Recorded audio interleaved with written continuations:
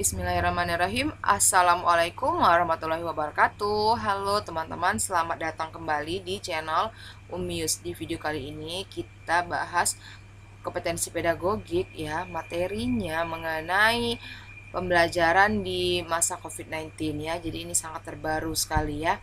Nah, insya Allah semua soal ini ada pembahasannya ya dan lengkap dengan jawabannya.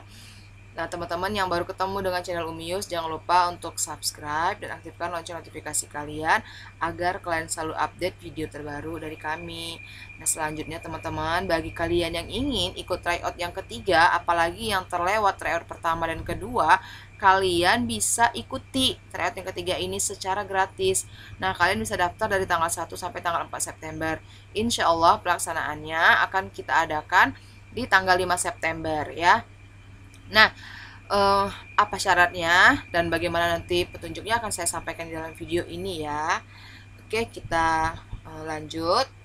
Nah, teman-teman, untuk undang-undang atau surat edaran gitu ya, atau keputusan menteri yang terkait dengan pembelajaran selama COVID-19, ini ada beberapa yang saya tampilkan. Yang pertama yaitu keputusan Mendikbud nomor 719/P/2020. Kemudian yang kedua, surat keputusan Dirjen Pendidikan Vokasi Kemendikbud nomor 27/D.D2-KR-2020.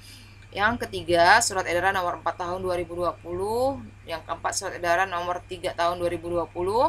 Kemudian ada yang kelima, keputusan bersama 4 menteri tentang panduan penyelenggaraan pendidikan. Nah, mungkin masih ada lagi yang lain, silakan teman-teman searching. Kalian jadikan bahan referensi kalian ya, jadikan bahan bacaan kalian untuk SKB kali ini. Kenapa? Karena pandemi COVID-19 ini terjadi di tahun ini ya. Jadi ini yang kita alami dan yang terbaru sekali. Jadi harus kita ikuti perkembangannya ya. Nah, oke, kita lanjut ke soal yang pertama. Berikut ini merupakan kendala atau kesulitan yang dihadapi siswa selama pembelajaran di masa COVID-19, kecuali A. Kesulitan berkonsentrasi belajar dari rumah dan mengeluhkan beratnya penugasan soal. B. Meningkatnya rasa stres dan jenuh akibat isolasi berkelanjutan. C. Kesulitan mengelola pembelajaran jarak jauh. D. Berpotensi timbulnya rasa cemas berlebihan, bahkan depresi. Nah, teman-teman jangan terjebak ya. Ini keempat-empat ini dialami atau merupakan kendala dan kesulitan ya ketika COVID-19 ya. Jadi ini yang kita hadapi selama pembelajaran COVID-19. Nah, yang dialami oleh siswa yang mana, yang tidak dialami siswa yang mana gitu ya. Nah, jadi poin A, B, dan D itu adalah yang dialami oleh siswa ya, sulit berkonsentrasi, kemudian stres siswa itu meningkat, kemudian berpotensi untuk depresi malah gitu ya. Nah, untuk yang option C, kesulitan mengelola proses ya atau mengelola pembelajaran jarak jauh. Nah, ini yang mengalaminya adalah guru ya, karena pengelolaan pembelajaran itu yang melaksanakannya adalah guru. Jadi ini pilihan jawabannya adalah C. Oke, soal berikutnya. Sesuai dengan kebijakan pemerintah untuk pembelajaran di masa COVID-19, pembelajaran tatap muka di satuan pendidikan yang memenuhi kesiapan dilaksanakan secara bertahap. Diawali dengan masa transisi 2 bulan. Berikut ini yang tidak dapat dilakukan selama masa transisi adalah A. Semua warga sekolah wajib mencuci tangan pakai sabun atau menggunakan hand sanitizer. B. Orang tua menunggu anaknya di sekolah selama pembelajaran berlangsung guna kewaspadaan terhadap gerak anak. C. Menjaga jarak minimal 1,5 meter dan tidak melakukan kontak fisik. D. Menggunakan masker kain non-medis 3 lapis atau 2 lapis. Jadi ini yang poin D ini, masker kain non-medis ini ada sambungannya nih ya, dilapisi dengan tisu lagi ya yang dapat diganti selama berapa ya, kurang kalau nggak salah 4 jam pemakaian gitu ya, atau berapa waktu pemakaian gitu, kayaknya ada ketentuannya deh nih. Nah, teman-teman, ini yang ditanya adalah berikut ini hal yang tidak dapat dilakukan selama masa transisi. Nah, jadi kemarin pemerintah mengeluarkan kebijakan untuk wilayah yang zona hijau ya dapat melakukan pembelajaran tatap muka di sekolah dengan protokol kesehatan yang ketat ya. Zona kuning juga bisa dengan izin dari pemerintah setempat ya, dengan dibawa atau dinas pendidikan setempat dan sebagainya. Nah, jadi tetap mengikuti aturan pemerintah dan protokol kesehatan yang ketat. Nah, ada hal yang tidak dapat dilakukan kalau pendidikan atau pembelajaran dilaksanakan tatap muka di sekolah, yaitu orang tua menunggui anaknya di sekolah selama pembelajaran berlangsung guna kewaspadaan terhadap gerak anak. Nah, ini tidak perlu dilakukan oleh orang tua. Jadi, orang tua tidak perlu menunggui anaknya di sekolah ya. Jadi, yang dapat dilakukan selama masa transisi itu yaitu mencuci tangan pakai sabun dan menggunakan hand sanitizer ya. Ini berlaku untuk semua warga sekolah. Kemudian menjaga jarak minimal 1,5 meter dan tidak melakukan kontak fisik. Kemudian tadi yang menggunakan masker kain ya, non medis. Jadi yang tidak dilakukan yaitu orang tua menunggui anaknya di sekolah ya. Jadi ini nggak perlu dilakukan gitu ya. Oke, soal berikutnya. Kurikulum darurat ya yang berlaku dalam kondisi khusus diharapkan dapat mempermudah proses pembelajaran di masa pandemi. Salah satu dampak kurikulum darurat bagi siswa dalam proses pembelajaran adalah A. Meningkatkan interaksi antar siswa dan orang tua di rumah. B. Mempermudah pendampingan pembelajaran di rumah. Kemudian C. Tidak dibebani tuntutan menuntaskan ke seluruh capaian kurikulum. D. Berkurangnya beban belajar dan mengajar. Oke, kita lihat untuk poin A. Meningkatkan interaksi antar siswa dan orang tua di rumah. Ya, ini benar ya, tapi ini adalah mungkin hal positif ya, dapat kita katakan ya. Kemudian yang B, mempermudah pendampingan pembelajaran di rumah. Ya, ini juga termasuk hal yang positif ya. Kemudian kalau yang C, tidak dibebani tuntutan menuntaskan seluruh capaian kurikulum, kita keep dulu. Nah, yang D, berkurangnya beban belajar dan mengajar. Nah, ini dialami oleh guru. Jadi A dan B ini dialami oleh siswa, tapi ini bukan dampak ya. Menurut saya ini adalah kelebihan atau dari sisi positifnya ya gitu ya. Sisi positif dari pembelajaran di masa pandemi ini gitu. Walaupun ada sebagian orang tua yang merasa keberatan ketika harus menghadapi anaknya belajar di rumah ya. Itu beberapa kejadian juga banyak ya yang terjadi.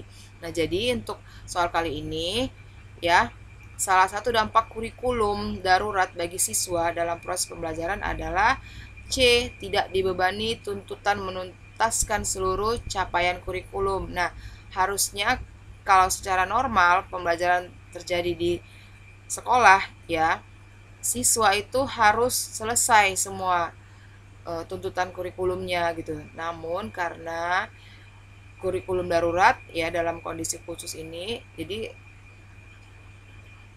tidak dituntut kepada siswa untuk menuntaskan ke seluruh capaian kurikulumnya. Jadi pembelajaran itu lebih kepada yang kontekstual saja ya, atau yang lebih dipilih lah mana yang diprioritaskan agak untuk sampai kepada anak gitu ya. Jadi ini jawabannya adalah C. Kemudian soal berikutnya, untuk mendukung kesuksesan pembelajaran di masa pandemi COVID-19, pemerintah juga melakukan relaksasi peraturan untuk guru, yakni guru tidak lagi diharuskan memenuhi beban kerja 24 jam tatap muka dalam 1 minggu. Nah, ini tercantum di dalam A. Keputusan Mendikbud nomor 719/P/2020 tentang pedoman pelaksanaan kurikulum pada satuan pendidikan dalam kondisi khusus. B. SK Dirjen Pendidikan Vokasi Kemendikbud nomor 27/D.D2.KR 2020 tentang kompetensi inti dan kompetensi dasar pada kurikulum 2013 pada SMK untuk kondisi khusus. C. Keputusan bersama 4 menteri tentang panduan penyelenggaraan pembelajaran pada tahun ajaran 2020-2021 dan tahun akademik 2020-2021 di masa pandemi COVID-19. Dan D. Surat Edaran nomor 3 tahun 2020 tentang pencegahan COVID-19 pada satuan pendidikan. Nah, jadi ini isi judul ya untuk setiap keputusan atau undang-undang ya, dari poin A, B, C, dan D. Nah, di keempat kebijakan ini ada yang isinya mengenai guru tidak diharuskan untuk memenuhi beban kerja 24 jam tatap muka. Kalau yang normalnya ya untuk tatap muka pembelajaran di sekolah itu kan guru wajib ya 24 jam tatap muka. Nah, untuk kondisi khusus ini, untuk kurikulum darurat ini ya selama masa pandemi COVID-19, guru nggak harus memenuhi 24 jam tatap muka. Nah, ini tercantum di dalam keputusan Mendikbud nomor 719/P/2020. Teman-teman boleh baca nanti ya, itu ada di dalamnya ya. Kemudian, nah, soal berikutnya, berikut ini bukan merupakan kebijakan pendidikan dalam masa darurat penyebaran COVID-19 sesuai surat edaran nomor 4 tahun 2020. Berarti ini referensinya teman-teman harus baca ya, surat edaran ini ya. Nah, untuk pilihan jawabannya adalah A.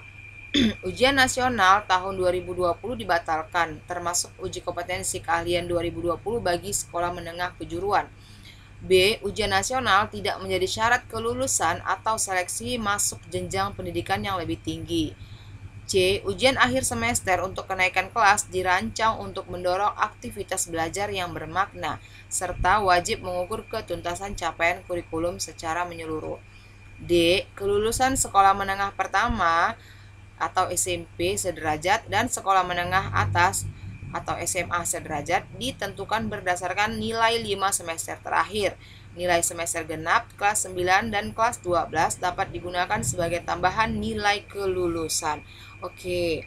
Nah, yang diminta yang bukan ya. Yang bukan. Jadi ini harus teliti teman-teman baca. Untuk poin A, iya benar ini dibatalkan ya. Kemudian untuk poin B, ini benar juga UN tidak menjadi syarat kelulusan dan tidak juga menjadi syarat untuk masuk ke jenjang pendidikan yang lebih tinggi. Untuk poin C, ya ini benar, ujian akhir semester untuk kenaikan kelas dirancang untuk mendorong aktivitas belajar yang bermakna. Namun ya, serta wajib mengukur. Nah, tidak wajib ya. Jadi tidak wajib ya atau tidak diharuskan untuk ketuntasan semua capaian kurikulum sama seperti di soal yang sebelumnya ya. Jadi tidak dituntut siswa itu untuk menyelesaikan semua capaian kurikulumnya. Nah, kalau yang D ya ini juga benar ya. Jadi untuk kelulusan itu berdasarkan kumulatif dari nilai 5 semester terakhir. Kalau mau ditambahkan dengan yang semester ke-6 boleh-boleh saja gitu ya. Jadi ini jawabannya adalah C. Nah, oke, teman-teman, bagi kalian yang ingin ikut tryoutnya, syaratnya adalah kalian isi di kolom komentar email kalian itu untuk nanti ngirim password ya, dan kalian jawab pertanyaan ini di kolom komentar. Ini sebagai bahan diskusi kita ya. Pertanyaannya adalah, banyak orang tua yang tidak dapat melihat peranan sekolah dalam proses belajar mengajar apabila pembelajaran tidak dilakukan secara tatap muka. Nah, sebagai guru, apa sikap Anda terhadap hal ini? Nah, jadi ini yang sedang terjadi nih ya. Jadi banyak orang tua yang keberatan atau komplain ya dengan pembelajaran jarak jauh ini, walaupun ini terpaksa harus kita ambil ya keputusan ini, namun banyak orang tua yang melihat ya seperti ini keadaannya, melihat peranan sekolah itu tidak ada gitu ya.